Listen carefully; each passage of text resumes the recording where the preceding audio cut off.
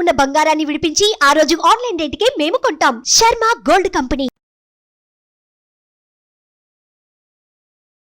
నమస్తే, నేను మీ జాహ్నవి. మనతో ఉన్నారు ప్రముఖ జ్యోతిష్య వాస్తు పండితులు, భారతీయ శంకరపీఠ వ్యవస్థాపకులు, వేద స్మార్త జ్యోతిష్య ఆగమ ధర్మశాస్త్ర ప్రతిష్టాంత పండిత వర్యులు, ప్రముఖ ఆధ్యాత్మికవేత్త, అగ్ని ఉపాసకులు, బ్రహ్మశ్రీ తిరుపతి మూర్తి అవధాని గురువు గారు. మాట్లాడేద్దాం. నమస్కారం గురుగారు.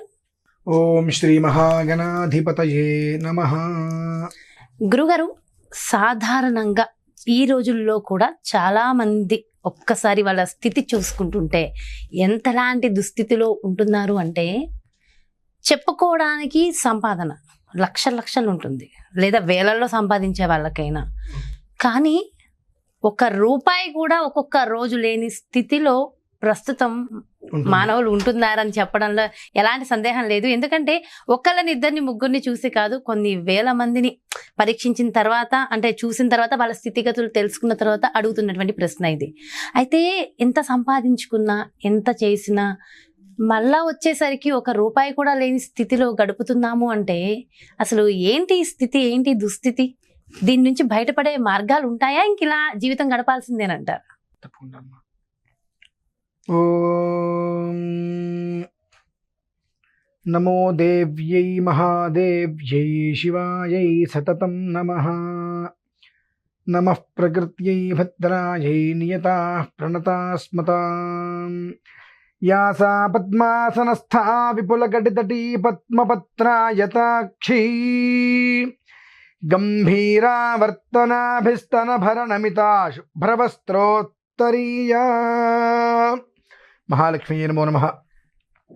దీని గురించి మనం చెప్పుకోవాలంటే అమ్మా 1, 2, 3, 4 విషయాలు సరిపోవు. ఎందువలనంటే ఇప్పుడు మీరు ఏదైతే అడిగారో, ఆర్థిక సమస్యలు కావచ్చు, డబ్బు నిలవలేకపోవడం కావచ్చు, వీటి మీద అనేక రకములైన వీడియోస్ అయితే వచ్చినాయి. మరి ఎన్ని వీడియోస్ వీటి మీద వస్తున్నప్పటికీ కూడా ఇంకా వాళ్ళందరూ అలానే ఎందుకున్నారు అనేటువంటిది కూడా మనం ఆలోచించాలి. ఎందుకంటే ఏదైనా ఒక వీడియో మనం చేశాము అంటే అది ఆచరిస్తే కొన్ని ఫలితాలు రావాలి, కానీ అప్పులు తీరట్లేదు, కోట్ల అప్పులు తీరతాయి, ఇట్లా అనేక రకాల వీడియోస్ ఎన్ని చేసినప్పటికీ కూడా, ఎంతోమంది ఎన్నో రకాలుగా చేసినప్పటికీ కూడా ఇంకా ఈ యొక్క దుస్థితి ఎందుకు ఉంది అనేటువంటి విషయం గురించి మనం చాలా కూలంకషంగానే ఆలోచించాల్సిన పరిస్థితులు ఉన్నాయి. ఎందువల్లంటే అమ్మా, ఏదో ఒకటి చేయటం వేరు, ఏది చెయ్యాలో అది చేయటం వేరు. ప్రతి దానికి ఒకటి ఉంటుంది. యదన్హాత్ కురుతే పాపం తదన్హాత్ ప్రతిముచ్యతే, యద్రాత్రయాత్ కురుతే పాపం తద్రాత్రయాత్ ప్రతిముచ్యతే. ఎప్పటి పాపాన్ని అప్పటికప్పుడే మనం క్లీన్ చిట్ చేసుకోవాలి. అది మనం చేసుకోగలుగుతున్నామా? లేదు. ఇది పక్కన పెడదాం. అయితే ధనానికే ఇంధనం అయినటువంటి స్తోత్రాలు చాలా ఉన్నాయి. దాన్ని మాత్రం మనం పక్కన పెట్టేసేసి మిగిలినటువంటి విషయాల జోలికి ఎందుకు వెళ్తున్నాం మనం అనేటువంటిది కూడా మనల్ని మనం ఒక్కసారి ఆలోచింపజేసుకోవాలి. ఇప్పుడు కాదు, 800 సంవత్సరాల పూర్వం ఆదిశంకరుల వారు వచ్చినప్పుడే ఒక అద్భుతమైన స్తోత్రాన్ని ఇచ్చారు. ఆ స్తోత్రం వలన కలిగేటువంటి లాభాలు ఏంటి, ఉపయోగాలు ఏంటి అనేటువంటివి ఎన్నో కూడా మనం నిత్య జీవితంలో చూసాం. అయినప్పటికీ కూడా దాన్ని వదిలేసి చాలా అనవసరమైన విషయాలకి వెళ్తూ ఉంటాం. అది అనవసరమైన విషయాలని నేను అన్నీ అవసరమే, కానీ ప్రధానం మొదలు ఒకటి ఉంటుంది. అది చేయకుండా ఇవన్నీ చేసినప్పటికీ కూడా ముందుకు వెళ్ళలేము, వెనక్కి రాలేము, అలానే ఉంటాం. దానికి మూలాధారం ఏదైతే ఉన్నదో అది, దాన్ని మనం కనుక పట్టుకోగలిగితే అది మనల్ని పట్టుకుని ముందుకు నడిపించేస్తుంది. అది మనం ఎందుకు చెయ్యాలి అంటే మనకు 1 గంట సేపు వాట్సాప్ చుట్టానికి పొద్దున్నే లేచి సమయం దొరుకుతుంది, పేపర్ చుట్టానికి సమయం దొరుకుతుంది, గేమ్స్ ఆడుకోవడానికి సమయం దొరుకుతుంది, ఫేస్బుక్ చుట్టానికి సమయం దొరుకుతుంది, భార్యతో గొడవ పట్టడానికి సమయం దొరుకుతుంది, కాఫీ ఇవ్వలేదేంటి, టిఫిన్లు పెచ్చమిరపకాయ వేసేవంటి గింజలు, వీటిలుంటే ప్రతి ఒక్క దాన్ని కూడా విమర్శన చేయడానికి టైం కుదురుతుంది. కానీ ఒక 10 నుంచి 20 నిమిషాలు కూర్చొని ప్రశాంతంగా అమ్మవారి దగ్గర కూర్చొని మనం బయటకు వచ్చేసినట్లయితే మన జీవితం మారుతుంది. అంటే దానికోసం ఆ 20 నిమిషాలు వెచ్చించడానికి వాళ్ళకి సమయం కుదరదు. చాలా కరెక్ట్గా చెప్పారు, సత్యం. ఇది చెయ్యనప్పుడు వాళ్ళు ఎన్ని చేస్తే ఉపయోగం అమ్మా? పైసా కూడా ఉపయోగం లేదు. పైపెచ్చు చెప్పినవి చెయ్యకుండా సగం అర్ధమాత్రా స్థిత, సగం చేస్తాం. సగం చేసేయడానికి ముందే అంటే తలనొప్పి వచ్చింది, టాబ్లెట్ అనగానే సగం తగ్గాలి, టాబ్లెట్ పెట్టుకోగానే సగం తగ్గాలి, వేసుకోగానే మొత్తం తగ్గిపోవాలి. ఎట్లా తగ్గుతుందమ్మా అది? కరెక్ట్ కాదు కదా. ఒక మూలం ఉంటుంది, ఆ మూలాన్ని మనం త్యజించాలి అంటే చాలా కష్టపడాలి. కష్టపడకుండా ఏది రాదు. మీరు ₹1,00,00,000 పెట్టి మిషన్ కొనండి, ఆ బియ్యము ఆ నీళ్ళు పోస్తే ఆ 10 నిమిషాల సమయం ఉడకాల్సిందే. ₹1,00,00,000 మిషన్ కొన్న ఇట్లా అనగానే ఉడికిపోవాలంటే ఉడుకుతుందా? కాదు కదా. అంటే ఏది చేసినప్పటికీ కూడా ఆ సమయాన్ని అనుసరించి మనం చేయగలిగితే జీవితం ఒక రకంగా వెళ్తుంది. అయితే కొంతమంది మీరు అన్నట్టుగా నిజంగా పూజ కోసం కేటాయించకపోయినా కొంతమంది నిజంగా మరి విపరీతమైన భక్తులు కూడా ఉంటారు, పూజ చేస్తారు, అన్ని జరుగుతాయి, మరి అయినా వాళ్ళకి ఇబ్బంది కావాల్సింది భక్తులు, భక్తి కాదమ్మా, ప్రేమ కావాలి. భగవంతుడి యందు మనకు ప్రేమ కావాలి. ఆ ప్రేమ అనేటువంటిది ఎలా వస్తుంది? మన కడుపున పుట్టినటువంటి పసిపిల్లల్ని మనం ఎంత ప్రేమగా చూసుకుంటాం, ఆ ప్రేమ భగవంతుడి మీద మనం చూపించగలుగుతున్నామా?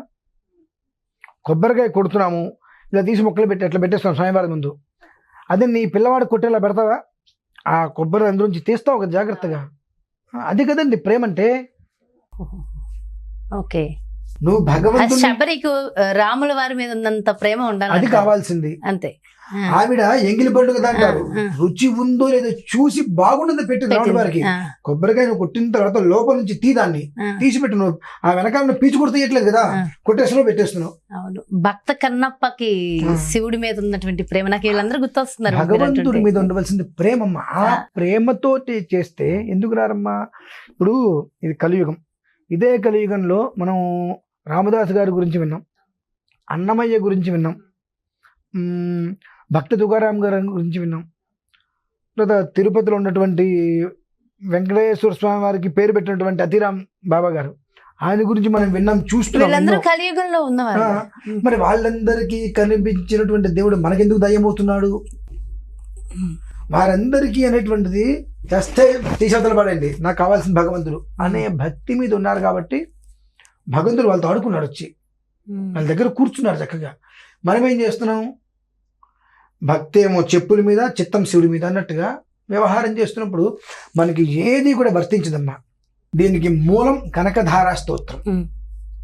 ఈ కనకధారా స్తోత్రం వలన ఒక 3 సంవత్సరాల పూర్వం అనగా 2020లో ఇదే కనకధారా స్తోత్రం వలన నేను మహాశివరాత్రి చేయగలిగానమ్మా. ఖచ్చితంగా 6-7 రోజుల ముందు అనుకున్నా చేయాలని చెప్పి. ₹1 చేతిలో లేదు. మా గురుగారిని అడిగా, కనకధారా స్తోత్రం ఉంది కదయ్యా, దాన్ని పారాయణ చేయి, లేదంటే విను. దాన్ని కొన్ని మూలాలు చెప్పారు, అది చేయటం మొదలుపెట్టాను. సుమారుగా ఒక 5.5-6 లక్షల రూపాయలు ఖర్చు అయింది.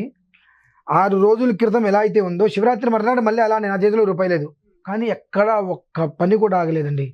చాలా అత్యద్భుతంగా 24 గంటలు చేశాం శివరాత్రి. దేనివల్ల సాధ్యపడింది? కేవలం కనకధారా స్తోత్రం. ఆ కనకధారా స్తోత్రాన్ని రోజు వినండి. ఉదయం ఎంతసేపు పడుతుంది? 15 నిమిషాలు. ఇంతటి జీవితంలో 15 నుంచి 20 నిమిషాలు మీరు సమయం కేటాయించలేకపోతున్నారా? అదొక్కటి చేయండి.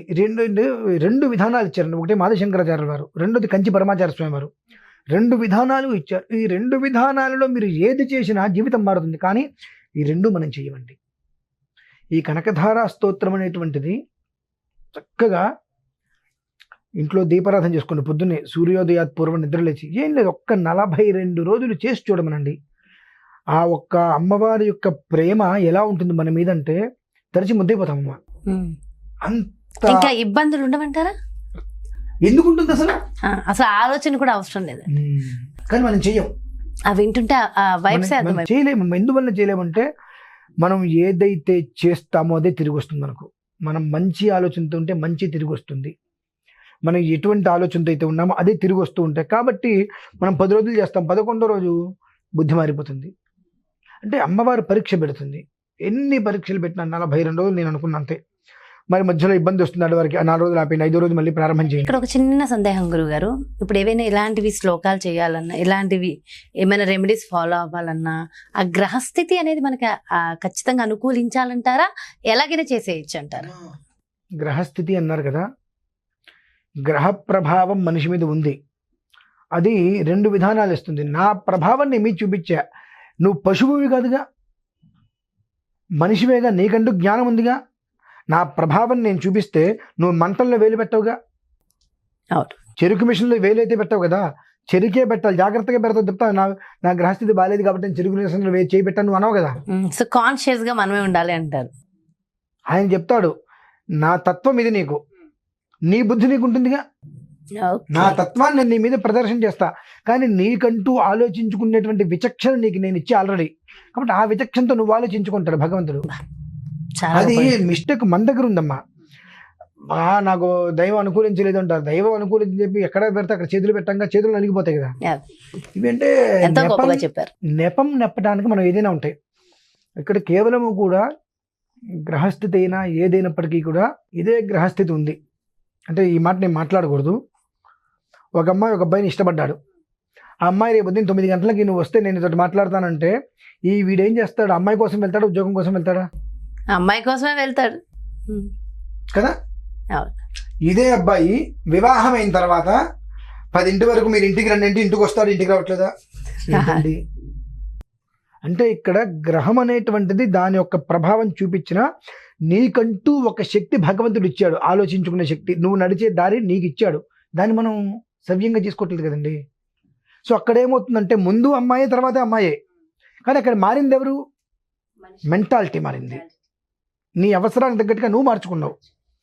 కాబట్టి ఏంటంటే ఆ 20 నిమిషాల సమయాన్ని భగవంతుడి మీద కేటాయించి ఏది ఉన్నా సరే మంచిది, శుభం, నాకేది వద్దు, 40 రోజులు నాకు ఇదే పని నేను పెట్టుకుంటే అమ్మవారి చిన్న ఇంట్లో కూర్చోదాంది ఖచ్చితంగా కూర్చుంటుంది. ఆ కనకధారా స్తోత్రం, ఆ కనకధారా స్తోత్రం అనేటువంటిది ఉదయము సాయంత్రము మధ్యాహ్నం నీకు కుదరదు, వదిలే విను, ఎంత వీలుంది అంత విను. ఆ వినేటప్పుడు ఏమి ఆలోచన చేసుకోవద్దు. ఈ యొక్క కనకధారా స్తోత్రం అనేటువంటిది మరలా వినే భాగ్యాన్ని నాకు ఇవ్వు తల్లి చాలు. మరలా మనం ఎప్పుడు వింటాం? మనం ప్రశాంతంగా ఉంటున్నాము, టెన్షన్స్ లేవు, ఈఎంఐలు లేవు, ఏమీ లేవు, హాయిగా ఉంది, జీవితం ప్రశాంతంగా ఉంటుంది అంటే మనం వింటాం. అంటే నాకు అది ఇది అడగక్కర్లా, అప్పుడు ఏం కావాలి అవి ఆటోమేటిక్ వచ్చేస్తాయి. మనం అడిగితే ఏమవుతుంది? మనకు 10 రకాల సమస్యలు ఉంటాయి, మనం 4 అడుగుతాం, 4 ఆవిడ తీరుస్తుంది. కానీ మన ఆలోచన తీరిన 4 మీద కాదు, తీరవలసిన 6 మీద ఉంటుంది. అమ్మవారు నేను అడిగాను, నా కష్టాలను ఇంతే ఉన్నాయి, తీరలేదంటాం. నువ్వు అడిగింది ఏంటి? 4. నీ 4 నీకు తీర్చింది కాబట్ట దీనికి నీకు తృప్తి లేదు, 6 తీర్చలేదు దాని మీద నీకు బాధ ఉంది. ఎందుకండి? ఈ కనకధారా స్తోత్రం నేను అనుభవించే కాబట్టి చెప్తున్నానమ్మా. ఆ కనకధారా స్తోత్రం అనేటువంటిది ఉదయము సాయంత్రము ఎంత వీలుంటే అంత వినటం మొదలు పెడితే నేనైతే 6-7 రోజుల్లోనే రూపాయి చేతిలో లేకుండా మహాశివరాత్రి అత్యద్భుతంగా కూకటిపల్లిలో ఒక స్కూల్ గ్రౌండ్ తీసుకొని అందులో అద్భుతమైన సెట్టింగ్ చేయించా. మరి ఎలా చేశాను? రూపాయి నా దగ్గరికి రాలేదు, అంత అమ్మవారిదే. మళ్ళీ మర్నాడు మళ్ళీ అదే రూపాయి నా దగ్గర లేదు, కానీ అక్కడికక్కడ మొత్తం క్లియర్ అయింది. అంటే కేవలం కూడా కనకధార అందులోనే ఉంది. కనకధార అంటే ఆ డబ్బులు వర్షాన్ని కురిపించేటువంటి తల్లి. అమ్మవారి విగ్రహాలు ఉంటాయి, ఏదో ఒకటి ముందు పెట్టుకోండి, తెల్లవారుజామున లేవండి, 5:30 స్నానం చేసేసేయండి చక్కగా.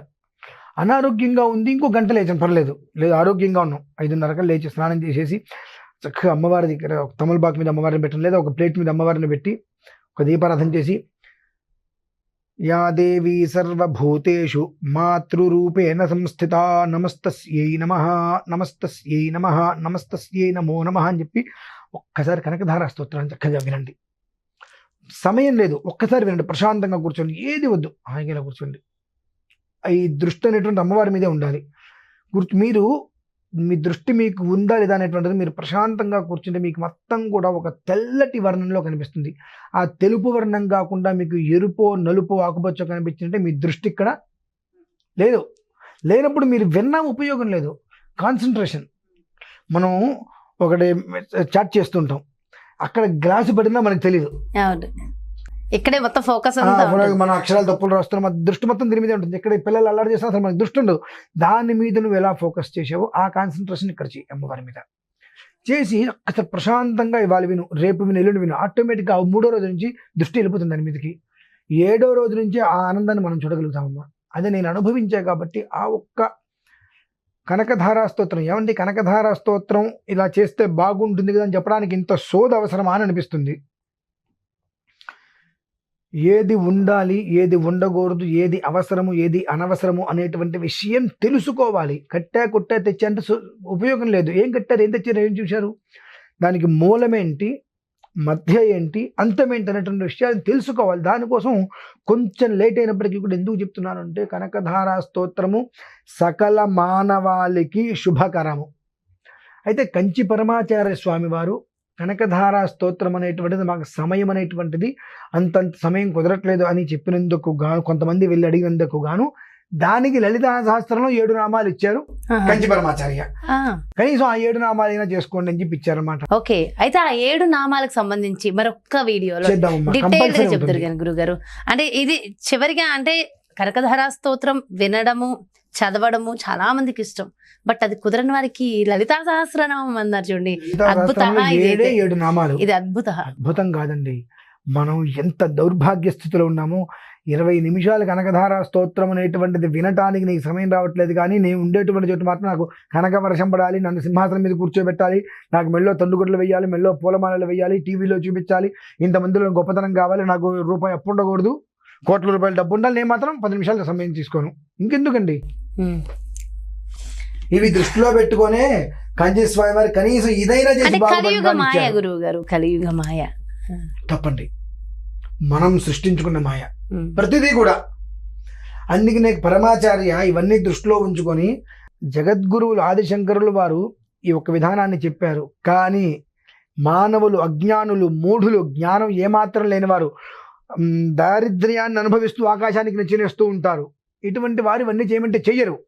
వాళ్ళకి ఏదైనా తేలికైన ఉపాయం కావాలి, కనీసం ఇదైనా చేసి బాగుపడండి అనే ఒక ఉద్దేశంతో 7 నామాలు ఇచ్చారు. ఓకే, అది మరొక్క వీడియోలో డీటెయిల్ గా తెలుసుకుందాం. అండ్ ఎంత అద్భుతమైన మాటలు, ఎంత అద్భుతమైన, అంటే ఇది విన్న తర్వాత దరిద్రం అన్నది దరిదాపుల్లో కూడా ఉండదు అన్నంత నిజంగా ఆధ్యాత్మిక, ఖచ్చితంగా ఆచరించేలాగా సులభంగా సునాయాసంగా చాలా డీటెయిల్ గా ఎక్స్ప్లెయిన్ చేశారు గురువు గారు. Thank you so much. నమస్కారం.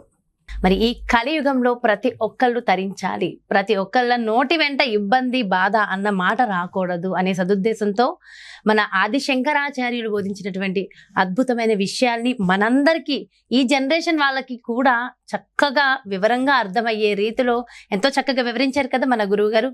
మరి ఇలాంటి అద్భుతమైన మాటల్ని ఎప్పుడూ కూడా వదులుకోవద్దు, ఖచ్చితంగా పాటించి తీరదాం. దారిద్ర్యాన్ని దరికి కూడా రానివ్వద్దు. సో మరో చక్కటి ప్రత్యేకమైన కార్యక్రమంతో మళ్ళీ మీ ముందుకు వచ్చేస్తాను. నమస్తే.